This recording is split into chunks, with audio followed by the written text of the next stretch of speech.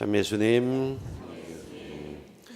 네, 제가 오늘 입고 있는 이 제의는 1년에 딱 두 번 입는 그러한 제의입니다.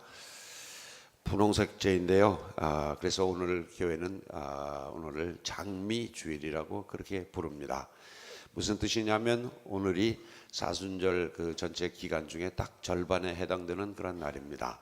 그래서 이제까지 단식과 또 보석과 뭐 이런 거 하느라고 고생하고 그랬으니까 오늘 하루 좀 푹 쉬고 그리고 오늘은 좀 기쁘게 한번 놀고 그리고 내일부터 또 다시 사순절 나머지 보내기 위해서 애를 쓰자라는 그런 취지로 오늘 주일을 장미주일로 부릅니다. 그래서 오늘 복음 말씀도 좀 희망적인 이야기들 그리고 우리가 이 사순절을 보내고 있는 그 이유가 무엇인지 이런 것들에 대해서 이 말씀해 주십니다. 오늘 이 복음의 이 내용은 단연 십자가에 대한 의미일 겁니다.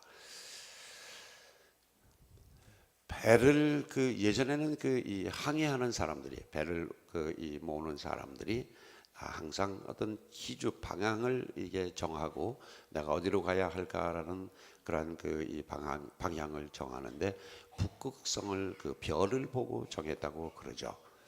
이 북극성은 다른 별들과는 달리 자기의 위치를 전혀 변하지 않는 그러한 이 별입니다. 그래서 내가 방향을 잃었을 때 내가 어디 있는지 잘 모를 때 그 별을 보고 내가 지금 어디쯤 있고 어디로 가야 하는구나 라는 것을 이제 되게 정했다고 하죠. 요즘에는 GPS나 이런 기계들이 다 알려줍니다만은 그러한 최첨단 기계들조차도 적어도 1년에 한 번씩은 북극성에다가 딱 자기 위치를 맞춰가지고 그래가지고 방향을 다시 조정하고 그런다고 합니다. 북극성이야말로 우리가 이 방향을 정하는 하나의 기준점이 될 수 있는 그런 별이라고 할 수 있겠습니다. 저는 오늘 이 십자가의 의미를 우리의 북극성이다라는 그런 말로 한번 표현하고 싶습니다. 그래서 우리가 길을 잃고 방황할 때 어디로 가야 모를지 이 방황할 때 우리가 별을 보고 찾아가듯이 우리 신앙인들은 저 십자가를 보면서 자기가 해야 할 것 또 나아가야 할 방향을 정하는 그런 기준점이 되는 것이 바로 십자가라고 말씀드릴 수가 있겠습니다. 오늘 복음에 보면은 예수님께서 모세가 뱀을 들어 올렸듯이 나도 높이 들어 올려져야 된다라고 그렇게 말씀을 하시죠. 민수기 21장에 그런 말씀이 나옵니다. 사람들이 이집트에서 이렇게 다 이제 해방돼서 나왔지만 사막에서 매우 고생스러운 날들을 보냅니다. 먹을 것도 좀 부족하고 마실 물도 없고 편안 안락하게 잠잘 수 있는 자리가 있는 것도 하니까 왜 우리를 억지로 이렇게까지 끌고 나와가지고 이 고생을 시키느냐 하면서 모세에게 대들고 하나님께 원망을 합니다. 그러자 하나님께서 거기에다 불뱀을 보내세요. 뱀을 보내갖고 뱀들이 이렇게 뱀한테 물린 사람을 이제 죽게 만들었죠. 그랬더니 사람들이 그제서야 아이고 하나님 우리가 잘못했습니다. 그러니까 좀 어떻게 좀 이 벌을 좀 면하게 해주십시오 하고 모세에게 와서 이제 애원을 하죠. 그래서 모세가 저들이 잘못했다고 뉘우치니 어떻게 좀 조치를 해주십시오 하고 하나님께 청하고 하나님께서는 구리뱀을 만들어서 높은 나무에다가 매달아 놔라. 그러면 그리고 뱀에 물린 사람이 그것을 쳐다보면 이제 괜찮을 거다라고 알려주십니다. 과연 사람들은 뱀에 물렸을 때 구리뱀을 이제 쳐다보면서 이 병이 낫고 죽지 않고 그렇게 살았다 그런 얘기죠. 바로 그것처럼 예수님께서는 내가 바로 구리뱀의 역할을 할 사람이다. 그보다는 내가 이 구리뱀을 높은 나무에다 이렇게 걸었듯이 나도 높은 나무에 걸려서 이 죽을 것이고 그리고 그것이 사람들에게 영원한 생명을 약속하는 하나의 표징이 된다라고 그렇게 말씀하십니다. 그게 바로 우리들의 십자가입니다. 전에도 한번 그 설명을 드렸습니다만 개신교의 십자가하고 천주교의 십자가가 다릅니다. 어떻게 다르죠? 예수님의 몸통이 있고 없고, 개신교 십자가에는 예수님의 몸통이 없어요. 천주교의 십자가는 저 몸통이 있어요. 근데 저게 본래 몸통이 없던 게 많습니다. 16세기 종교개혁이 일어나가지고 나중에 천주교에서 좀 의미를 다르게 부여하면서 몸통을 갖다 붙인 겁니다. 그 전까지 저 십자가는 승리의 상징이고 부활의 상징이었습니다. 영광의 상징이었어요. 저 십자가를 통해서 우리가 죽지 않고 영원히 살게 된다는 하나의 그런 희망의 상징이었어요. 그런데 종교개혁 이후에 이 천주교에서는 우리가 예수님의 부활을 기뻐하고 또 그것이 죽음을 이긴 하나의 승리라고 가르치는데, 과연 저 십자가가 단순한 그 부활과 승리의 상징만이냐? 거기에 숨겨진 예수님의 그러한 그 피 한 방울 남기지 않고 다 흘려야 했던 그 순환과 고통, 죽음의 의미를 왜 우리가 애써 외면하느냐라는 그러한 이 취지로 예수님의 몸통을 십자가에다 갖다 붙이기 시작을 했습니다. 그래서 저 십자가는 이제 고난과 또 고통의 상징이기도 하고 동시에 승리와 그 부활의 그런 상징이기도 합니다. 그런데 묘한 거는 개신교의 이 정신, 저 개신교 십자가의 정신은 오늘날까지도 그대로 이어지는 게 많습니다.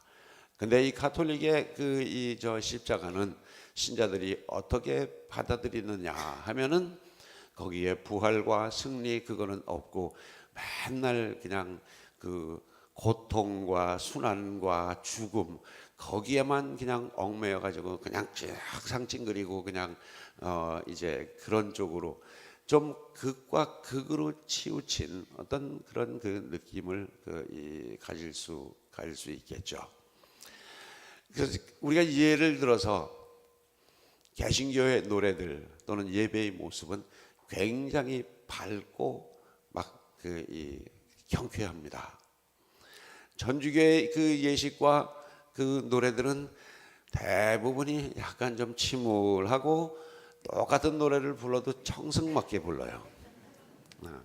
주여 임하소서 이렇게 하면서 장송곡 부르듯이 부르는데, 개신교는 주여 임하소서 이런 식으로 이렇게 다르죠.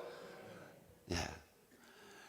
이 성당에 오는 게 하나의 이 기쁨이고 하느님의 초대에 내가 이렇게 정말 기쁜 마음으로 이렇게 가서 감사합니다. 하나님 영광 받으시고 또 나에게 축복을 주십시오. 뭐 이제 이런 이 정신이 천주교 신자들에게는 그냥 어느새 이게 감춰지고, 성당에 안 가면 지옥 간다. 주일날 미사 빠지면 지옥 간다. 그러니까 죽으나 사나 미사는 꼭 해야 된다. 그 나머지는 나 몰라. 뭐 이게 이 식으로 이제 발전된 게 오늘날 우리들의 그 모습이 아니겠느냐. 반면에 개신교는 그 막스 베버라는 그런 본래는 독일 사람입니다만은 프로테스탄트의 윤리와 자본주의라는 그 책에서 개신교의 이 윤리를 이제 정립하는데 큰 역할을 했는데, 오늘날 개신교에서 많이 그냥 깊숙이 들어가 있는 그 정신이 바로 이 사람의 그 책에 쓴 이 내용입니다. 삼박자 구원. 결론은 그렇습니다. 내가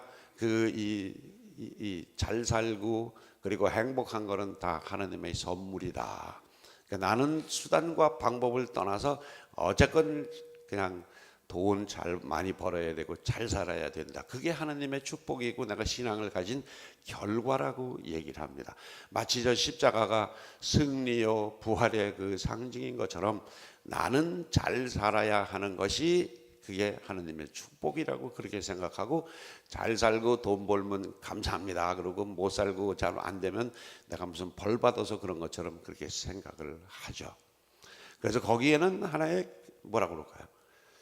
좀 부정적으로 얘기하자 그러면 수단과 방법을 가리지 말고 돈을 열심히 벌어라, 그게 하나님의 축복이다라고까지 얘기를 하는 모습이 되는 거죠.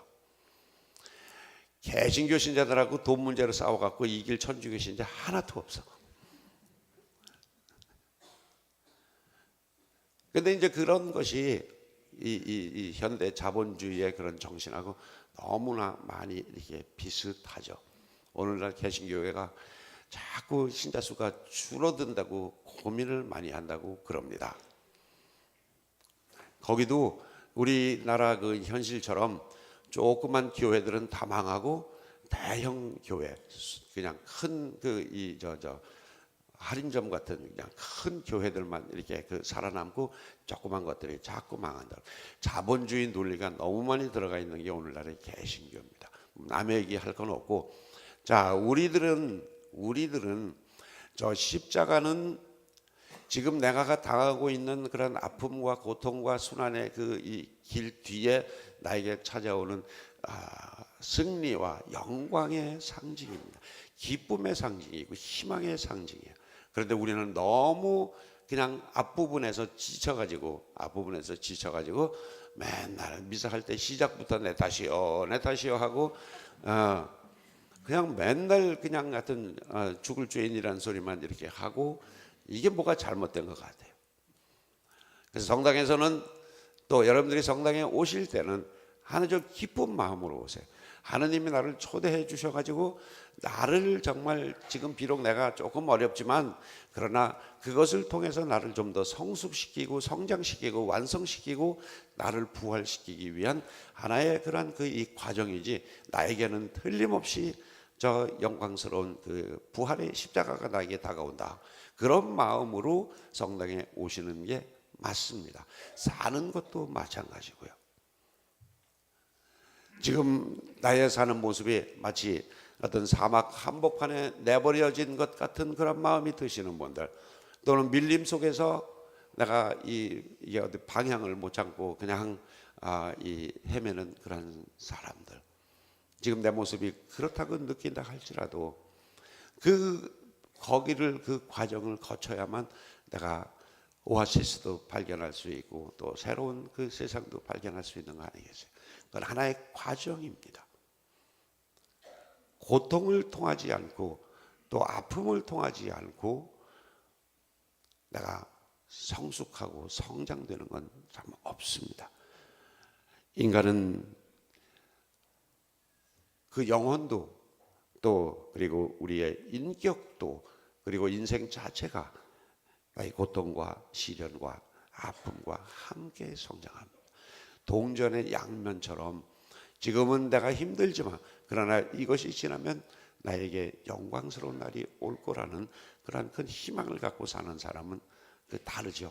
항상 어찌하여 나에게 이런 고통을 주십니까? 내가 뭘 잘못했고 내가 우리 조상이 뭘 잘못해서 나는 맨날 이 모양 이 꼬라지로 살아야 됩니까? 하면서 원망만 하는 사람은 항상 그 수준이에요. 그러나 이것을 통해서 내가 정말 이 단단하게 내 인생을 다지고 내가 하느님께 더 가까이 나아갈 수 있는 더 큰 모습으로 주님을 만날 수 있는 하나의 이 과정이다라고 생각하시는 분은 벌써 얼굴 모습도 달라질 겁니다. 저 십자가는 이제는 우리는 좀 좀 상징그리고 고통스럽고 그냥 힘들어하고 죽어가는 그 모습이 아니라 여러분들의 마음에서 저 예수님의 몸통 떼고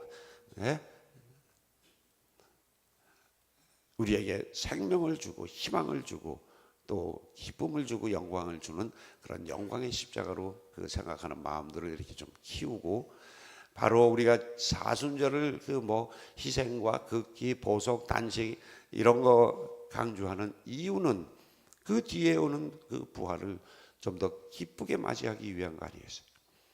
부활의 영광을 생각하면서 나머지 사순절 동안 우리가 좀 더 잘 준비하면서 보냈으면 좋겠습니다. 아멘.